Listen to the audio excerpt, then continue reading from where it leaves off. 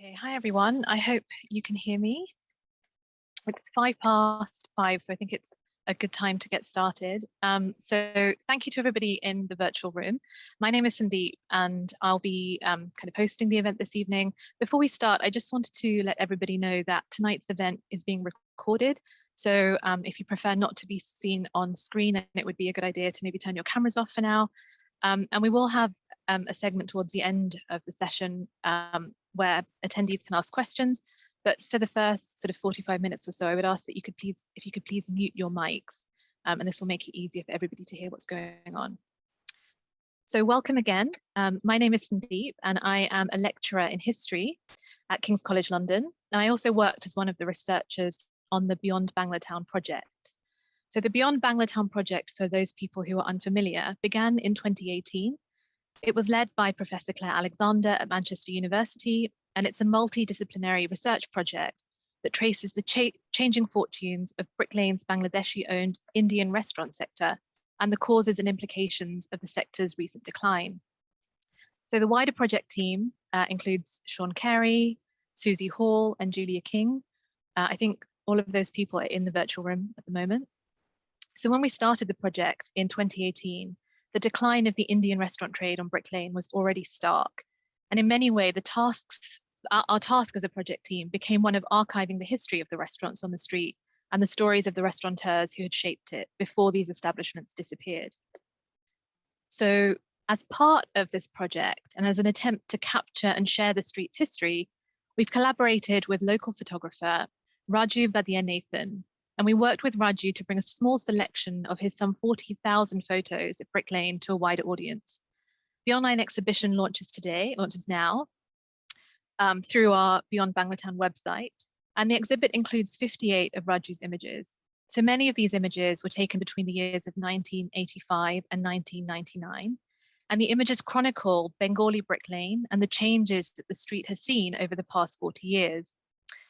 So as the Bangladeshi-owned restaurant sector on Brick Lane emerges from the challenges of the pandemic, and as the street faces further transformation and uncertainty in light of last week's council's decision on the redevelopment of the Truman Brewery, Raju's exhibition offers us an opportunity to remember and to reflect on the rich history of Brick Lane and its people.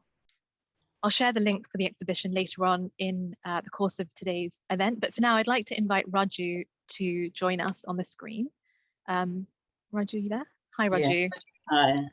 So today, it's a pleasure to be in the company of Raju, who we'll be speaking to learn more about his life on Brick Lane and his photography work and his inspiration. So the first sort of 45 minutes will hopefully be a conversation between Raju and myself, and then we'll open the floor up to questions. So it would be wonderful if people had questions ready to put to Raju in the Q&A. So thank you, Raju, for coming. And joining us this evening. It's a real pleasure to be in your company, and we're really grateful that you kind of gave up time to speak to us.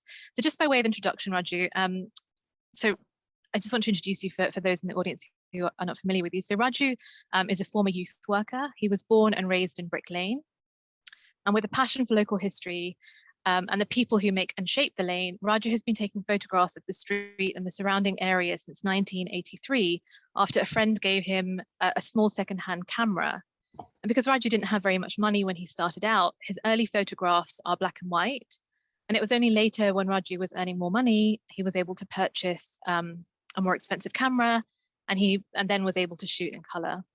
So Raju still lives and works in the street in Brick Lane. He always carries a camera with him and takes pictures of anything that catches his eye. And we're really lucky this evening that Raju has agreed to share some of his images with us. And hopefully we'll have a chance to talk about some of the images in the exhibition.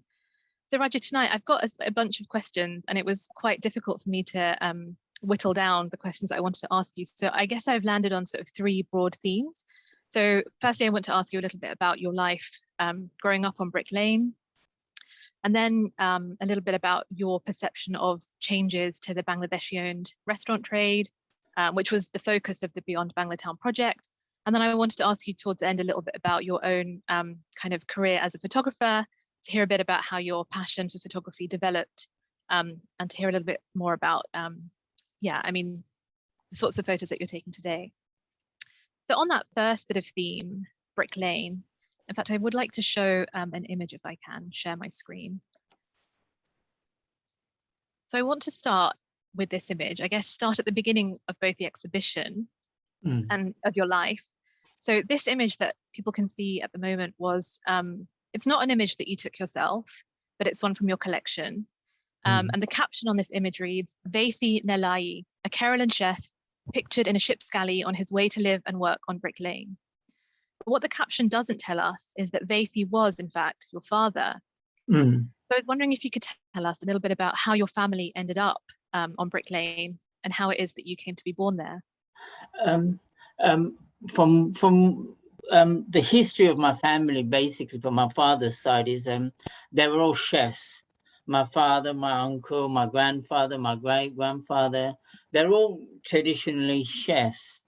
And the story is, my father was sent to, either went away when he was 8 years old and learnt the trade as wandering all over. He went everywhere, he traveled the whole of the Asian subcontinent. He would tell me stories of landing in Calcutta, Lahore, and everywhere, and there's a tradition in the Asian subcontinent of what they call the Kerala chef. They don't call them Kerala chefs, they call them Malabari chefs.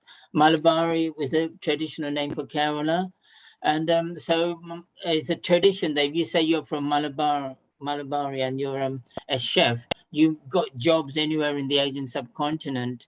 And it seems that he was well known as a chef, not as in the well known as in the television personality well known, but when they opened after the Indian independence, when they opened the embassy, they needed a chef, and the High Commissioner asked somebody, and someone said, "Oh, there's this person, he's a Malabari, as it was. You can only have Malabari chefs," and that's how and then he was put on a boat, a ship, and that's the picture on the ship. The person next to him on the right-hand side, he's a Goan chef. He also landed up in Brick Lane, not in Brick Lane, but in London as well. Yeah, and my mum was already here, unusually. My mum was working as a cleaner in the Indian embassy, and working as a housemaid for house cleaner for the ambassador. And so my mum's job was also to go to Southampton and Plymouth and Cardiff and Glasgow and pick all these people up from the subcontinent and bring them to London and whatever. And then she brought my dad up from Southampton, and that's how they met. And my mum, they had fixed their room in Brick Lane. At that time, obviously, there was no Asian, population like that. My dad said there was 3 other Asians in the area, but the room was in Brick Lane, and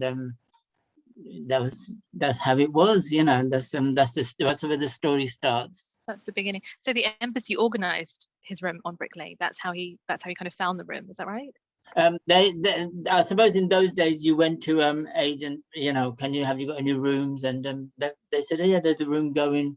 It was in the old traditional fixed rent system. So yeah.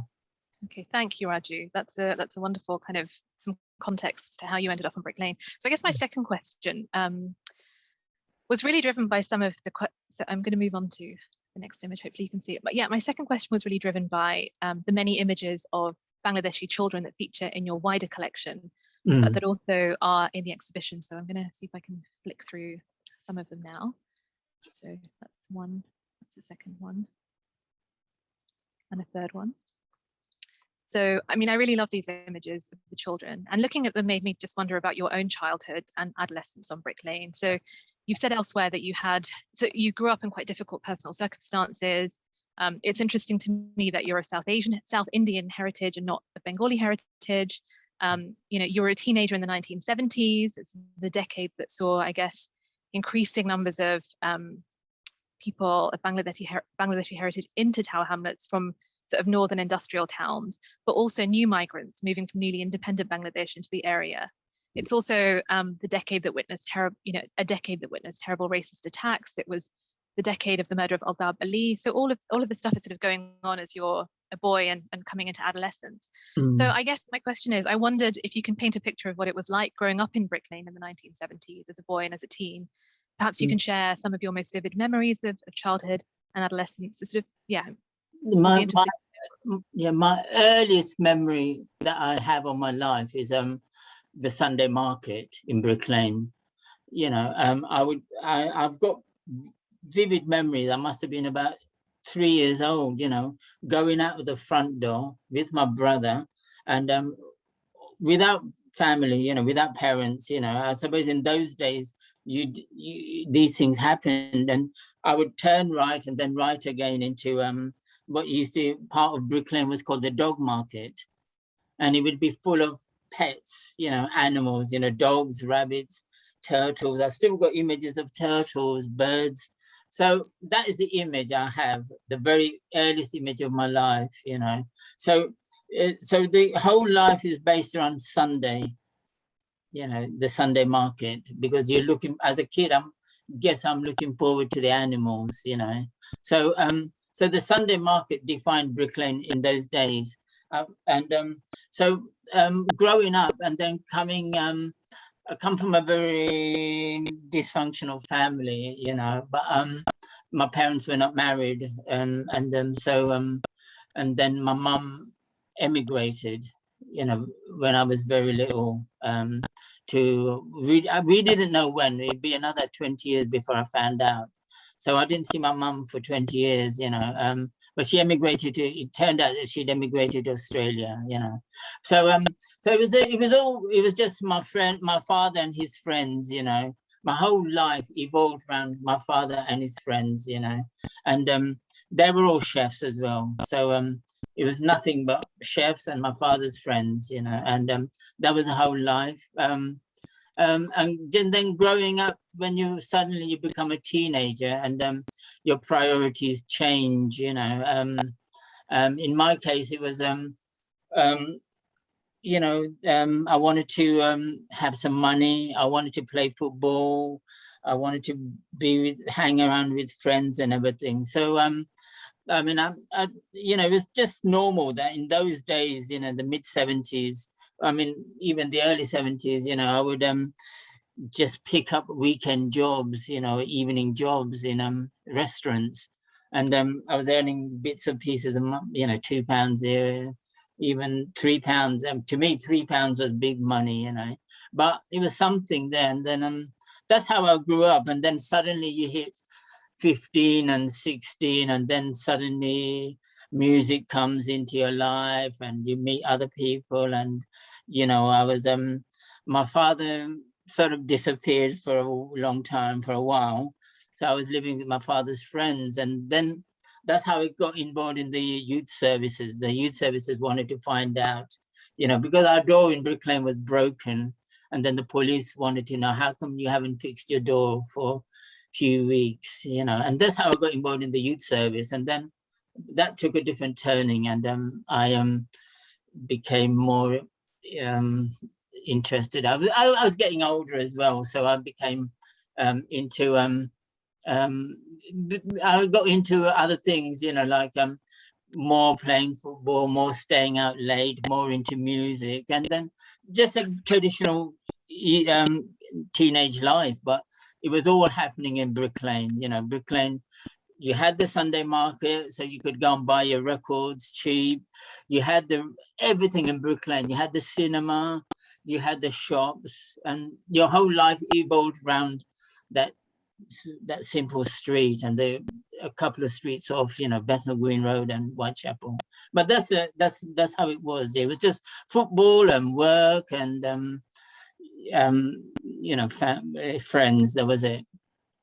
Sounds kind of normal. Yeah. Okay. Yeah. So I read a little bit about what your past looked like on Brick Lane, and I think football featured quite heavily, in particularly youth work. So both my next question is sort of linked to both of those things. So I guess my next question is a bit about your involvement with youth clubs and activism really on the street. So I guess when we think of Brick Lane, or Brick Lane is often referred to as a sort of cultural heartland for the British Bangladeshi community. But I guess what we know is that there, you know, that battle for belonging, for safety, for space, and for recognition was really hard won. So it's been well documented that in the 1970s and the 80s that the East End was, a hostile environment for the South Asian community. I guess they were up against racism, discrimination in housing, in education and employment. And what we also know is that young people, sort of local youth organizations, are sort of at the forefront of chasing the National Front out of the area, the surrounding areas. And so, yeah, I mean, I was struck by two images in the exhibition, which are of housing rights demos in the 1980s. So I think I've just got the one to show here. But yeah, so I suppose my question was whether you could tell us a little bit more about your own involvement with youth work in the area, with youth around youth activism. I mean, I'm curious about whether the football was sort of linked to some of this activity. But yeah, and basically, how did being involved or even just witnessing this sort of violence and struggle as a young man, this activism and protest on your doorstep, how did it impact you personally and your relationship with the street that you grew up in? Yeah, I mean, I mean, there was, you had racism, yeah, and you knew most of the time how to avoid it. I was in a safe place. Brick Lane was a safe place. You see, if you lived a bit further away, then you probably was in a bit of a, problem situation. But being in Brick Lane itself, you're a bit more secure than other places. But I remember in 75, I still remember it was May 75, me and my dad walking down with one of my dad's friends down Brick Lane, and a car, it was a white Volkswagen car coming the other way, and they threw loads of stuff at us, including eggs and everything, and all the swearing and everything, And my dad had bad eyesight and bad hearing. And he says, what happened then? And you don't know whether to tell him what's happened, So he had all these things. And when the windows, when my dad moved away in 77, they knocked the building down in Brick Lane. So we all had to move, my dad moved to Bethnal Green, and you just took it as a granted that the windows will always be permanently broken.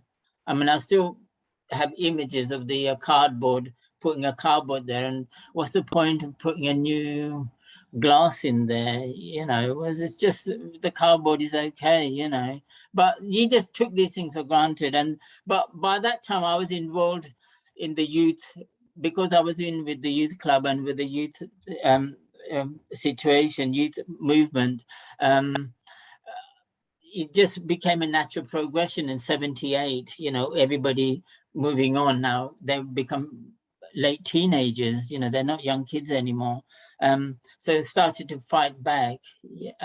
So that became a new movement, so your priorities change. You are listening to music, you are playing football, but you're also now aware of the political turnaround and the situation in the area.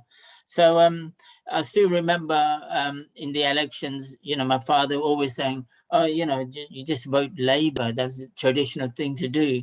But now people are saying, in Tower Hamlets especially, we want Asian councillors now, So, I mean, there was a time when I was growing up, I thought these things are unattainable.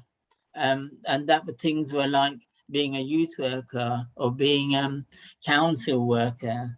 It was always my ambition in life was to become a machinist, on a tailoring shop, because my friends were working in tailoring factories. They said, Raju, give up the restaurant work, come and work in factories, it's much better. And you're near your friends as well, and so, my ambition, at one point, my ambition was to be a special tailor, machinist in the leather factories, But, then one day you grow up and you realize there's much more to life than being a tailor, But everybody was working in the factories, clothing factories, and that's what you wanted to be like everyone else. So, but then once the 70s finished and you came into the 80s, people's outlook changed. You can aspire for other things.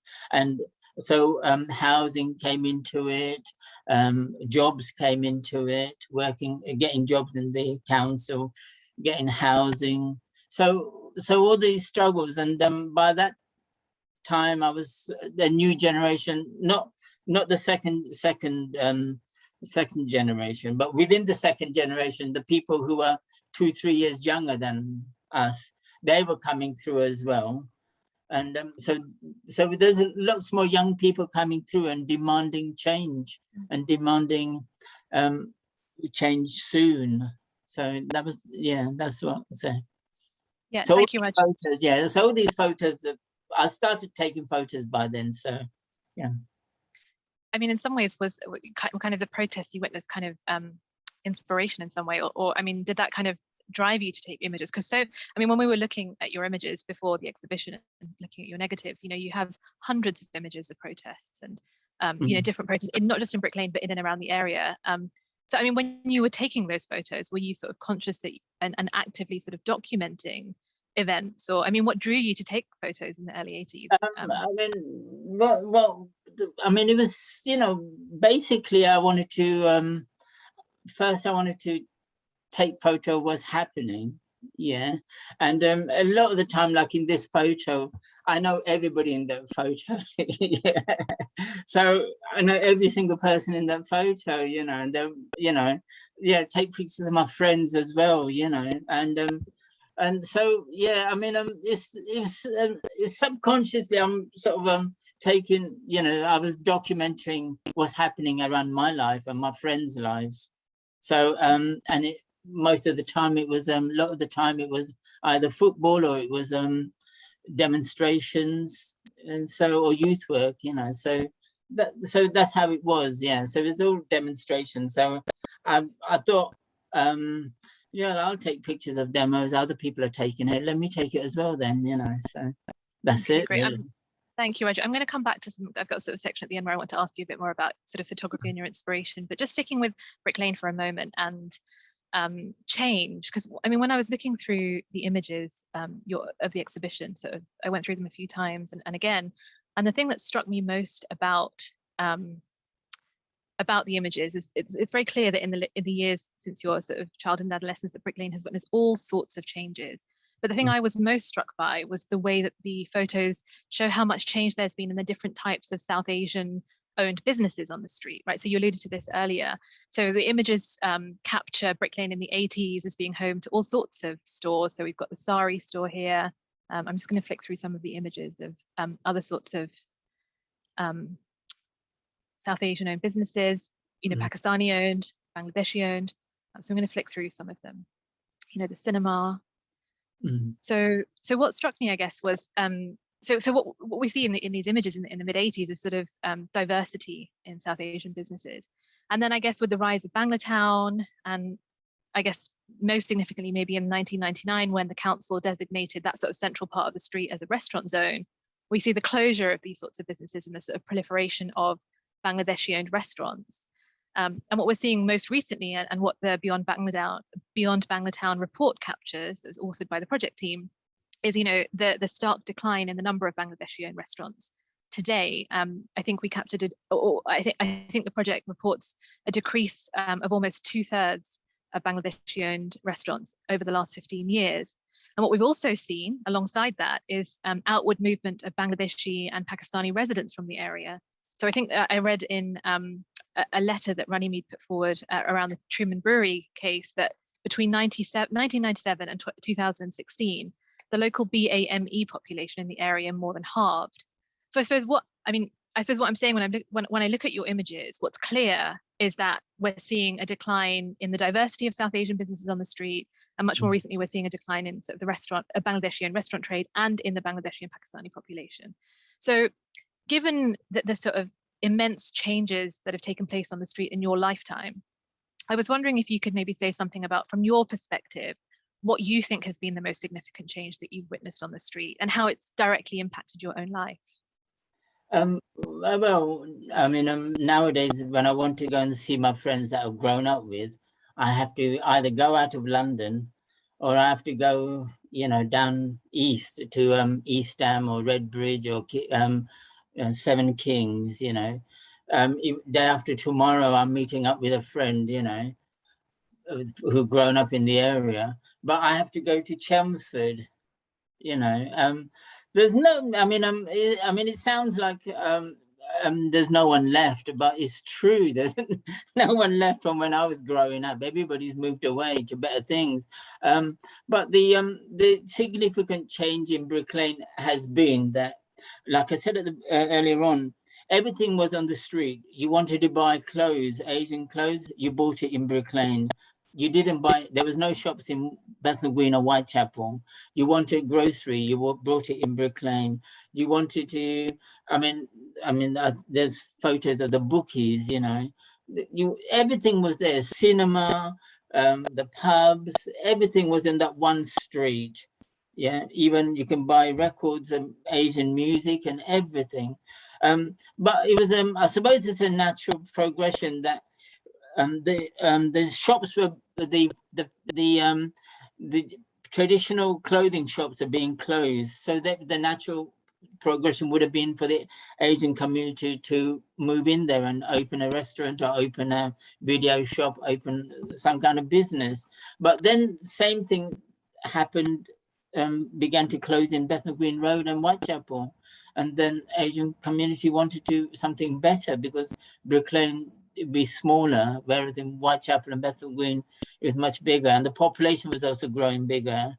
So so that changed where everything that was in Brick Lane, suddenly there was mainly restaurants, you know, the boom time of the restaurants, which suddenly came up, you know. I was, you know, every time I wanted a job, you know, in a factory, I could go to a factory and get a job.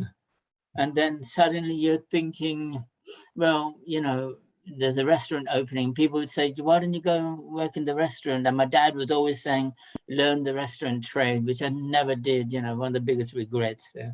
But if the shops were changing, but so was the area was changing. You know, you had the laundrettes went because people started getting washing machines. So the laundrettes, there was 2 laundrettes in Brick Lane. So it was naturally that, you know, they had to shut, you know, and they got turned into the first laundrette got changed into a sari shop.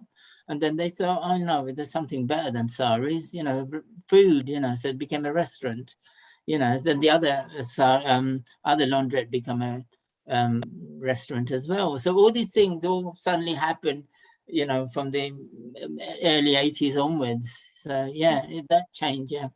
I mean, I suppose what's interesting in the case of Brick Lane is that, you know, partly, you know, you talked about sort of natural progression, but also what's really central, important on what's happening on Brick Lane is actually the involvement of sort of, you know, of the local council and sort of funding and policy in terms of driving particular sorts of change and particular types, you know, a particular kind of evolution of the street. But maybe we can come back to that. Maybe people have questions about that in the question and answer session. But you started to talk about restaurants, and that's sort of this kind of second broad theme that I wanted to touch on and learn more about. So a number of images in the exhibition are of restaurant workers. So this is one. I think this is restaurant workers on a break and a day off. Yeah. On a day. And there are 2 of kitchen staff in the Clifton. Here. Yeah. So I guess my question about this, well, I suppose actually these images of kind of restaurant workers are, I think, among my favorite in your collection, because I guess they take us behind the scenes and they give us glimpses into a world that we so rarely get to see, but also a world that's so central to the success and even the survival of the restaurants, right? So, I mean, you talked just briefly, I mean, I suppose my first question is about your own experiences as a restaurant worker. So I was curious if you could tell us a little bit more about, yeah, I mean, you started working in the restaurants as a boy. It's unclear to me whether you worked in restaurants on Brick Lane or just in your father's restaurant, but I was curious about what you did and what that experience was like for you. I didn't work in Brick Lane. I mean, I was always asked to work in Clifton and the other Clifton offshoots, but I didn't. I worked in King's Cross restaurant in King's Cross. I worked in was it Tooting? So I preferred all those places to working in Brick Lane because you got more money and you got more freedom. And by freedom, I meant in Brick Lane, they weren't restaurants, they were actually cafes type restaurants.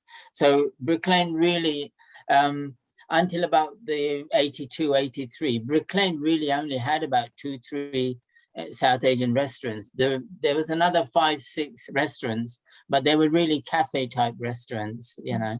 So they were open all the time, so you never had any free time for yourself. Whereas when I was working in King's Cross and when I was working in Tooting, you know, it would be the whole weekend. I would finish when I was at school, I would go there after school and stay there the whole weekend, or I'd go there when I didn't stop going to school. I would you know, stay there. And they used to close at lunchtime. After they used to close at 3 o'clock and then reopen at 7. So I had all that time free for myself. I could eat all the gulab jamans you wanted and everything like that. But it was just question of money they were giving. I would get £5 for the weekend, you know, whereas in Brick Lane they'd only give you £3 if you were lucky, you know. It was just one of those things, really. Yeah, but it was just working, you know, doing waitering job or cutting in between when the restaurant was shut, just cutting onions and peeling potatoes. That's it. But the good thing was I got to take food home, and to me that was more important than anything else, you know. Yeah. Thank you, Raji. Thank you. I next want to, I mean, one of the striking images, actually I've forgotten to put it in my PowerPoint here, is an image of a Carolyn chef standing outside one of the restaurants. And the reason this is interesting to me is because, I mean, one of the interesting things that Sean Carey's interviews found as part of the Beyond Banglatown project was that though many of the restaurants were and are owned by Bangladeshi restaurateurs, Carolyn chefs, as you alluded to earlier, and like your father, played an important role in the kitchens of Brick Lane restaurants. And also Pakistani businessmen also played an important role in kind of the development of the restaurant trade.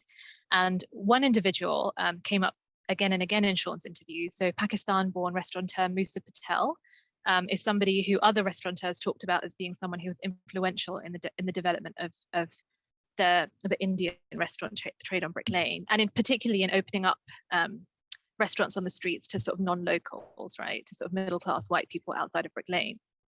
So we know that Musa opened a restaurant called the Bombay Restaurant in 1959 on Brick Lane, and then he went on to open Brick Lane's first ever licensed restaurant and perhaps most well-known restaurant, the Clifton, in 1967, which is where Dark Sugar stands today. So I suppose my question really is about yeah, maybe if it's possible for you to tell us a little bit more about the presence of Carolyn chefs in Brick Lane kitchens.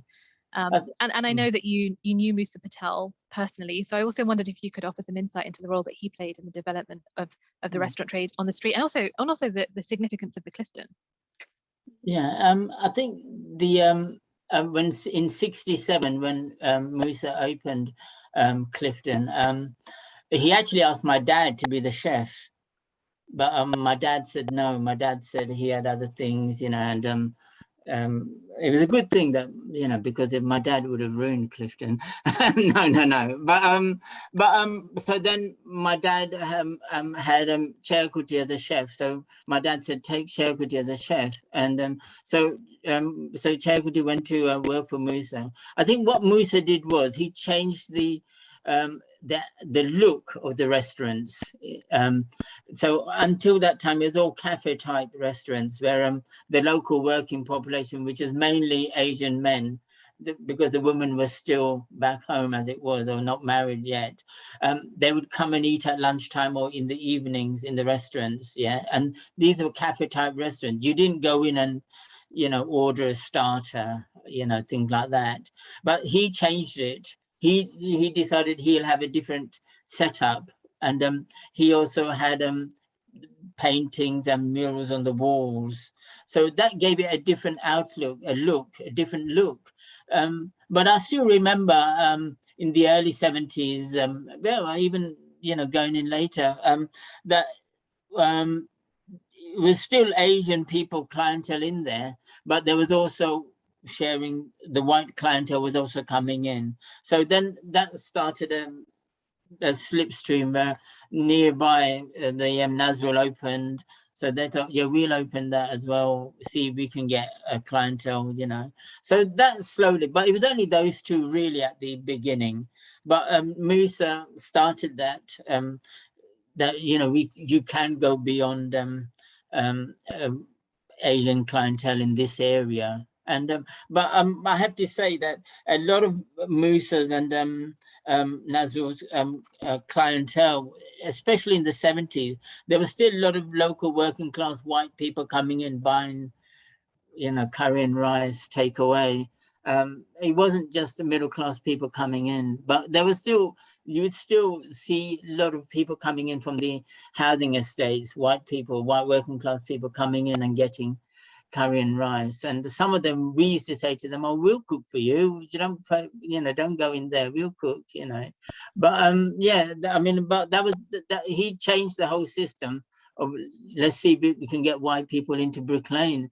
And Chayakriti was a chef. I mean, I found an article about it with his name on it, and so it was but I think by that time, even the places like Lahore and Karachi had lots of Malabari chefs. So Chayakriti was aware of the significance of having Kerala Malabari. People don't know Kerala is the new name for that southern state where they speak Malayalam, and Malabari was the old name. So they still refer to the Keralan chefs as Malabari chefs. So Musa told me that he was aware from Pakistan that there were Malabari chefs. Even now, if you go on YouTube, you can see Malabari chefs in Pakistan and Dubai and everywhere. So I think there was something significant there. So, yeah. Thank you. I just want to pick up on something you said, which actually related to my next question about this sort of difference between or sort of the cafe versus restaurant thing. So I guess what's interesting is that, although the street has changed and developed, and although the restaurants have sort of boomed and then declined, what's been interesting is that I think to some degree there's always been a sort of parallel existence of sort of these smaller cafes that you talked about, which kind of tend to sort of provide home style cooking, Sylheti style cooking, where locals meet, and particularly local workers would eat, and also sort of the restaurants which sort of cater to more recent, I guess, a touristy kind of studenty city clientele. And I was interested in actually just asking you about, your own experience of eating on Brick Lane. So I was wondering, particularly of Bangladeshi and Pakistani owned restaurants on the street. And so, where you used to eat and how that might have changed over time. Yeah, I mean, where did you hang out on Brick Lane? I mean, as kids growing up, there was only one place kids can go to. We used to play football in the Chicks Hands football pitch, and you only needed 50p to go into Sweet and Spicy and buy 2-3 samosas. That's all we would buy, samosas, and but I'm talking about as a teenager. But Sweet and Spicy, you got a picture of Sweet and Spicy there. So they had that they were very famous for their red chutney. So it's even now, if you go on the internet, people always talk about their red chutney. But that's only Sweet and Spicy when I was a teenager. They used to allow us to sit in the side. You go a bit another 5 yards down, they used to have a side door, and the kids, we could all just sit there, and if it was sunny, the door would be open, and we'd all have about 5 samosas, and we'd just share the samosas. But obviously, later on, the only thing I would interact with in the restaurants was there was just getting takeaway curries and everything. But it was a bit of a strange situation for me, because all these cafes and restaurants, apart from 2, everybody had the Kerala Malabari chefs. So I would know them, the chefs, so they would always ask me questions, how's your dad, blah, blah, blah, so I always felt a bit conscious about getting takeaway food. But later on, obviously I would get takeaway, but later on in the early 90s, a lot of us started going to the restaurants, on once a month, let's go out for a curry or something, or Chinese. And we started going to the other restaurants, standard tandoori and things like that. But that's it. That's about it. But when I started working late as a youth worker in the 90s, especially in the 90s, I would finish work at 10 every night. So it was quite convenient for me to just cycle down Brick Lane coming home, and just get curry and rice takeaway, because I could get it for £5 where everybody else might have to pay £10, you know. It was a bit convenient for me, but only because of that. But it was always sweet and spicy, or standard standard tandoori, I think it was called, a standard restaurant, you know, because, you know, but it was the 90s, early 90s, when we as a group of youngsters started frequenting Brick Lane restaurants, and then we started going other places, you know. Thank you, Raju. Yeah, I picked the images of sweet and spicy mostly because a lot of our respondents referenced that as a kind of cafe which was really popular with locals, and really the demise of sweet and spicy was the demise of sort of, you know, proper food on Brick Lane. But also I really like that you have an inside shot of the restaurant, sorry, of the cafe. I wish I'd taken more. I mean, I should have taken more, you know. I regret it now that I didn't go downstairs and take. I always used to go downstairs and talk to. I mean, obviously everybody was an uncle to me. So, but the chef in the Kerala chef was the main chef in Sweet and Spicy, was from Kerala, because it was a Pakistani owned. So the Pakistani restaurants always employed the Kerala chefs as the main chefs. And so the chef in Sweet and Spicy was Big Uncle. So, but I wish I'd taken a picture of him working downstairs. I never did. Yeah. Thank you, Raju. I've got just one final question about sort of the restaurants in Bangalore. So I've got some images here now from the exhibition which show the street in 1999. I think this is the Curry Festival. I think these Curry are taken. Festival, yeah. Is that right? So I guess my question, it's just a small question really. I mean, I suppose in the project, in the Beyond Bangalore project, we use Bangalore to refer specifically to the development of the restaurant sector from the kind of late 1980s onwards. And we use sort of Bengali Brick Lane to refer to sort of the longer and the wider history of the presence of people of Bangladeshi heritage in and around the street.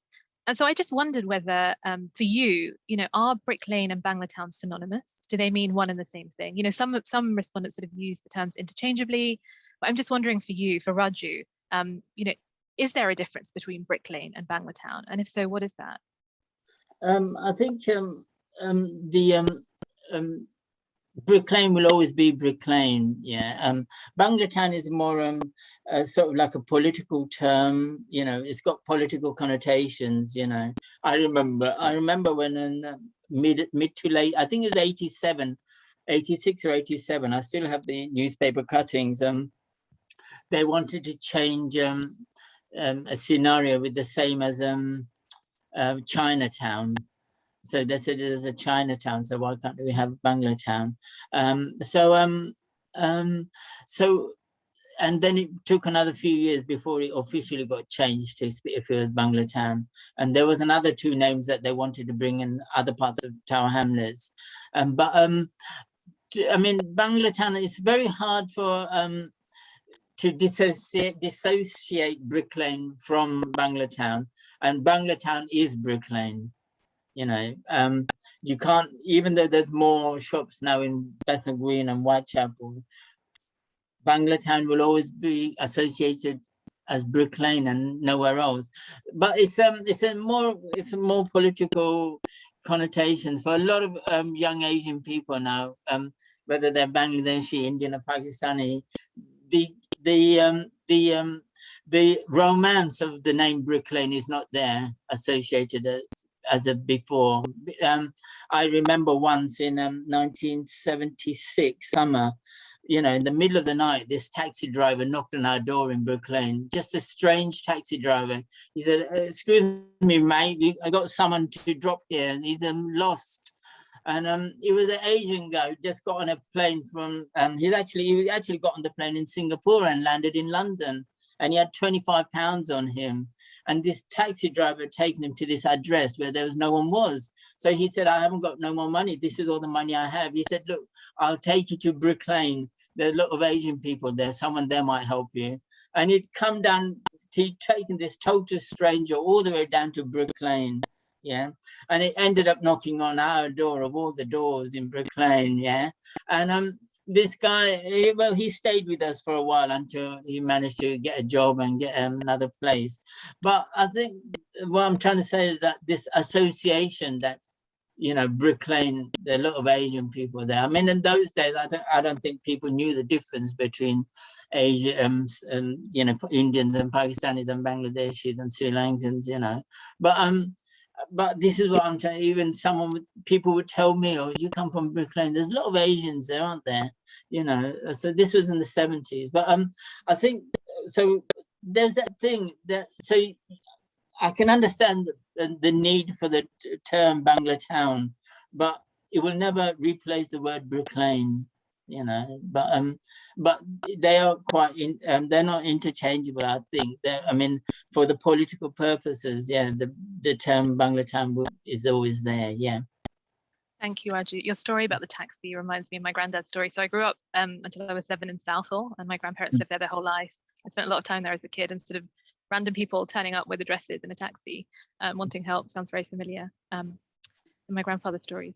Okay, so so thank you for answering those questions. So I guess if people want to ask you more questions about Brick Lane and about the restaurants, they can do in the Q&A. But I just want to move on finally to the final section. We've got 10 minutes just to talk about your kind of your career as a photographer. I know you resist being called a photographer, and you tell me every time I call you a photographer that you're not one. But I suppose let's start at the beginning with the photography, because so you've talked about the fact that you sort of started working in local leather factories. I thought this might be a nice moment just to show some of the images of sort of local textiles factories along Brick Lane from your collection. I know these are textiles factories rather than sort of leather factories, but so you worked, you know, you worked in factories, in the leather factories, and you worked in restaurants for a while, and you spent 30 years in youth work. So I suppose my question is really, where did photography fit into all of this? You know, and so I mean, where did you start and why? So I understand that you kind of came into the sort of second-hand camera came into your life, but why is it that you haven't put it down since? And sort of, yeah, it's a question about how you started and why. I've always been interested in art, yeah, creative side of things. I never wanted to be accountant or a doctor or anything like that. I always wanted, but I was always stopped from doing anything creative, you know, from school. Oh no, you can't be, you can't be doing any drawing, you can't be doing any painting and things like that. Then I was always interested in films, you know, I was obsessed about films as well. And then suddenly, when all this thing about Outer Bali kicked off in '78, you know, someone called Paul Trevor was taking lots of photos. And to me, if there was no Paul Trevor, I wouldn't have taken any photos. And so I suddenly realized that photography was an art form as well. And I was going into some kind of a social change. I was observing social change, and I realized the worth of photography as a medium of social documentary. But I couldn't afford a camera, and I couldn't, you know. But then this is the camera that was given to me one day. What happened was I joined up a creative arts course for they had a 1-year course for children from what they call estates, I suppose, rundown estates, and they wanted to test out to see if they could do a creative arts course with these young kids. And so that was quite brilliant, because suddenly I was the only Asian in the course, you know, arts course, but we were doing so many things. We did drama, we did 3 dramas at the Half Moon Theatre thing. We did so many other things, you know, dance performance, but we also did other creative art forms. So it certainly gave me an idea that, you know, I can get hold of a camera. And then I said to somebody, I need to get hold of a camera. And then this person out of the blue, this Mr. Ali, he was a Pakistani man that we knew. He used to support our football team. He gave me this camera. He said, come and I'll give you a camera. And this was the camera. It's not posh camera or anything, but it was a camera. And to me, it made me look posh, and it made me look creative and artistic. And but what I found out was it was quite expensive to take color photos. So I said to somebody, you know, I can't really be taking photos, it's too expensive. Then this person said to me, you should be taking black and white photos because you can do it yourself. So that's when I went to the local community center and said, how do I take black and white? Where do I get black and white film? How do I do all this? So they said, the man said, look, I'll teach you, you know. And he taught me how to install the films and everything. And but I didn't realize at the time, I just wanted to, now everybody's got a camera on their phone, you know. But at that time, I was the only one, you know. And I mean, I'm not a genius in photography, you know. I would, if I was to take that photo now, I'd probably take it in a different way. But I was just taking things, you know. If I had the money and I'd go and get a film roll for £1.50, and then I would once I got about 3-4 rolls, I would then process it and say, one day I'll print it, one day I'll print it, because I'm not going to spend £10 on buying paper. But I was just photographing my surroundings. You know, I didn't come to Brick Lane to take photos. I was living in Brick Lane. I was you know, all these places were my, you know, my haunts, you know. So that's it really. And then I started seeing more things. I began to go to the library and look up photography books and realize, you know, there's more to it than what I'm thinking. And then, yeah, so that's it really. But I'm never, you know, I mean, I always dream of, you know, because I started reading about photographers and everything, you know, but I'm always dreamt that, yeah, maybe one day, but I never, you know, I could never, until I could get a proper camera and all these kind of things. You know, I was always just taking snaps really. But that's it. But the advantage I had was I was in Brick Lane, and by this time I was also starting working as part-time youth worker. So I was taking lots of pictures, you know. I mean, the photos you haven't seen from the 90s, you know, is the whole of Isle of Dogs, you know, every single person is the Isle of Dogs. There's probably about 10,000 photos there, you know. Even, I think it was on Monday, someone stopped me in the street, Raji, all the photos from the Isle of Dogs in the 90s you took of us, when are we going to see those? You know. But yeah, I mean, it was just one of those things that the camera, no one else had the camera. I was doing the youth work. I was doing involved in all the politics side of things and everything. So yeah, I mean, it just happened. But I mean, I wasn't a photographer. I never trained as a photographer. And, you know, when years later, when I was able to get an education and go to university, I wanted to do a photography module. And they said, there's no one else doing it. I said, well, can I just do it myself? And they said, yes, all right then. And I did a nice little thing on the changing face of Brick Lane in 1999 it was. Yeah, so yeah. Thank you, Raju. I actually had other questions about that, but I don't think we have time. But maybe one quick thing I'll ask is just about, I suppose what's significant is, you know, you honed your craft and your talent really, you know, independently and actually through the services in the local borough, right? You know, services that were existing for young people. And I'm just wondering now whether you see that infrastructure still in place, or, you know, or has it largely crumbled? And so, would a Raju in 2021 still be able to kind of develop and hone the craft in the same way that the Raju of 1983 was able to? No, in those days, obviously, you didn't have the laptops, you didn't have the computers, you didn't have the phones and everything. So you had to go to a community center and try and learn something if you were inclined. Now you can do everything at home. There are no, I mean, there are in the summer schools and everything. And I mean, when I was working, the last bit of youth work I was doing, I always insisted that the children, they play with the camera, they play with the video camera, they do artwork, you know, just try and get something creative out of anything, you know. But the mentality is different now because you have a camera in your phone, you know, and so it's a different thought process. The other day I was taking a photo, my bus got into a crash, and everybody was taking photos with their mobile phone. I was the only one taking a photo with a camera, and everybody was looking at me, what's this guy taking a photo? But they were taking photos, but they were using their phones and I was taking a camera, you know. No, I don't know. I mean, but the community centers are not there anymore. So that is a tragedy, because in the community center, you could have done anything. You could have done art, you could have done drama, all these kind of things. So, it's a bit sad that these things don't exist anymore. Or if they do, they're in a different dimension now. So. Thank you, Raju. Thank you. So I think I just have time for one final question before we move to audience questions. So I was just really curious about the latest photos that Raju had taken. So I asked him if he could send me a couple of pictures that he's taken over the last week, and he sent me these. And I wanted to talk about them with you, Raju, but I probably won't have the chance to talk about the individual photos, but I'll put them on in the background as sort of Brick Lane today through Raju's lens. And the final question I want to ask you is, well, I mean, I guess with the news of the decision on the Truman Brewery, there's a lot that's kind of uncertain about the future of Brick Lane and uncertain about the future of the local Bangladeshi community on Brick Lane.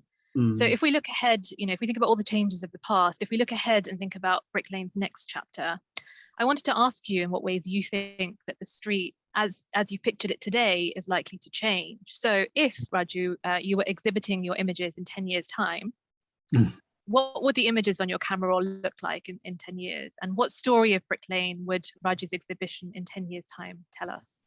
A lot of these images, like I said, the images I took then and a lot of the images I take now still has a story for me, So these the top right hand, that's where at night time I would climb over the wall to get into my flat, get into the house in Brick Lane.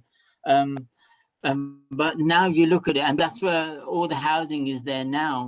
And it was an empty lorry car park, because there was all the lorries parked there for the Spitalfields market, fruit and veg market. And in the daytime, it was empty. And I would play football there, I'd play cricket. It was just a playground.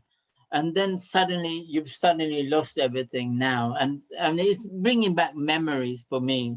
To me, I remember when all the lorries was there, I'd be waiting for them to go and I could kick the football around, or I would climb over at night time. So then my dad didn't know that I was sneaking out and everything, but now, but it's all memories, and it's showing the decline of the market. There's no market anymore.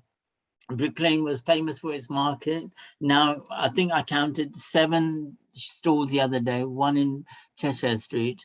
And the other day, I think the Sunday before, I counted, I think 19 stalls. You can drive through Brick Lane now on a Sunday, which is unimaginable. But some people are still keeping the dream alive, but memories alive. But the young people, they're only going, the young Asian people especially, and the young trendy set, young Asian trendy set, whether the Bengalis or Indian, the Pakistanis, the other white and black trendy set that comes to Brick Lane, they're not coming into the market anymore. They're just coming to experience Brick Lane for the trademark or the whatever the brand that is Brick Lane, and they're going into the shop, they're getting the food and everything. And if you look at the bottom left hand side, this man is doing a tour of the graffiti of Brick Lane.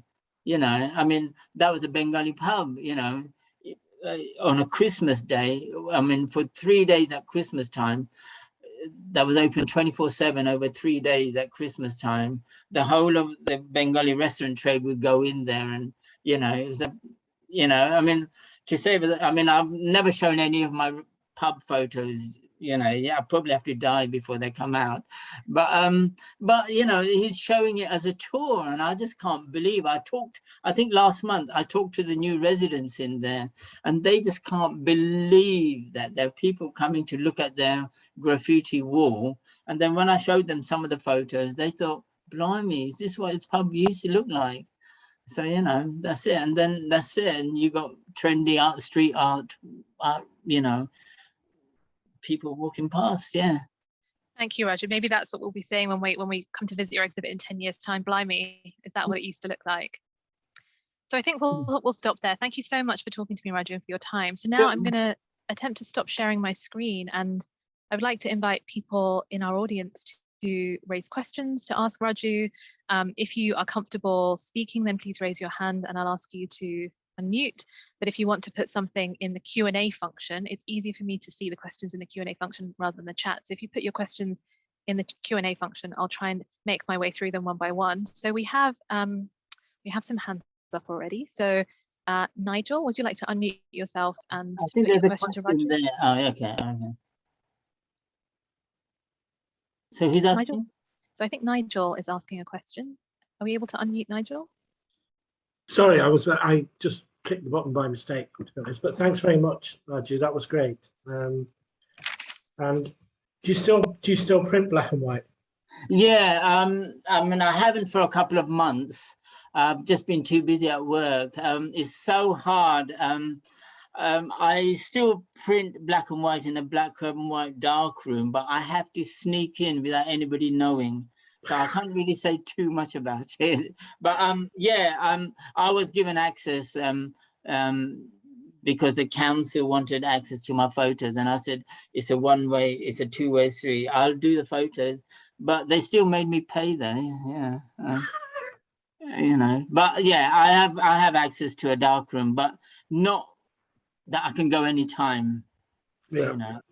Yeah, that's what. Yeah, I have. Yeah. I mean, last year during the pandemic, I sneaked in without anybody knowing. I was taking lots of pictures of Tower Hamlets during the pandemic, and I was going in and doing some black and white. Yeah. Good. Thank you, Nigel. Thank you, Raju. I'm going to now go to a question in the Q&A function. So Christine asks, what do you feel youth work today can learn from youth work then in terms of resisting racism? I think the youth work today, I mean, when I eventually had to give up youth work, the argument was, you know, you're a good worker, but you're a very bad administrator. And I just couldn't be asked to, I had to go onto a website and tick how many age group, how many people turned up, and no one ever asked me what work you do. And I found that, you know, and then they were saying, you know, we're not really sure. We need you know, we've got the numbers, but we need I mean, it was just a completely off, you know, off the you know, road, you know, what their youth work was. They keep on asking me to come back, but I think it's too late now for me to go back to youth work. I mean, when they asked me then, okay, you do the work full time in the library, I just simply changed the children's library into a youth center, so it was okay, you know. So technically, I'm still doing youth work in a library, you know. I think so. One of the things I think Christine is asking is whether there's anything that you would say to youth workers of today. So is there anything that youth workers from today could learn from your experience in youth work? Is there sort of any nuggets of advice that you would offer from your time spent in youth work? I mean, when I started, obviously it was in Asian youth clubs, you know, but again, I wanted to go in a creative side of things, but it was all, you know, it should be youth work, should be just pool and everything. But then later on, I managed to work in what you'd call a black and white and Asian youth club setup. And that opened my mind up. So this was the early 90s. I'd never worked with white people or black people before.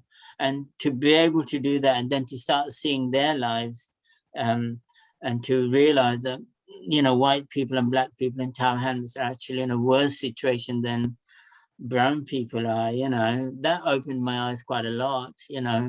And then when I became a youth work in charge, I, you know, managed to do lots of things in the estates, you know, food, we've got the children to learn how to cook food and all these kind of things, you know, and the parents were so appreciative, you know, of what was going on, you know. But it was opened my eyes that to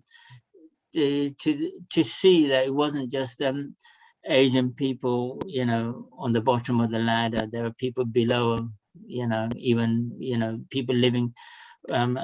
Even now, they're still in touch with the families. You know, they come and see me at work, asking for help, and they're living from day to day and week to week, and it's still, it's not as segregated as before, but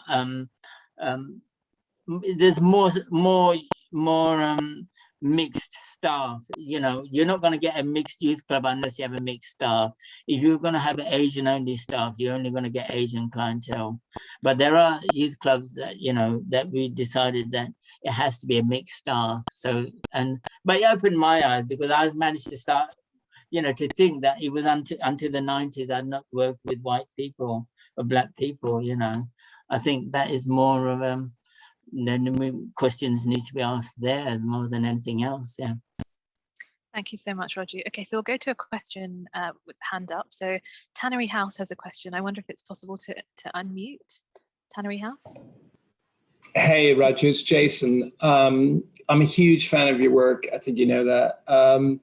My question for you is, in addition to the amazing images that we're aware of that you've shot in the 80s and 90s, how many images do you reckon that you have that we haven't seen?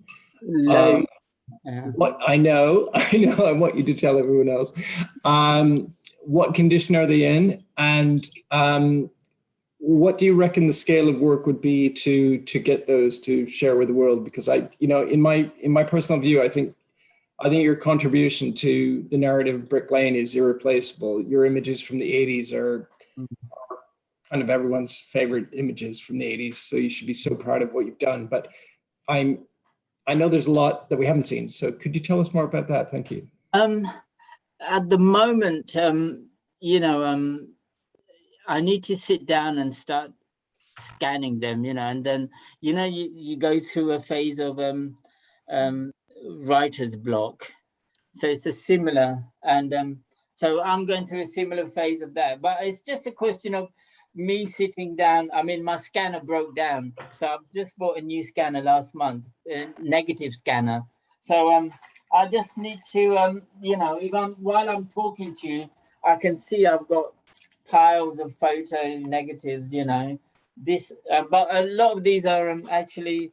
I started traveling quite a lot, so some of these seems to be traveling, But I am slowly going through it, but it's going to take time, and I mean, it'll all get done before I pop my clogs. But it's boxes. I can see another box. I can see two boxes. One box over there, and yeah. So I need to just sit down and yeah. I mean, but by the time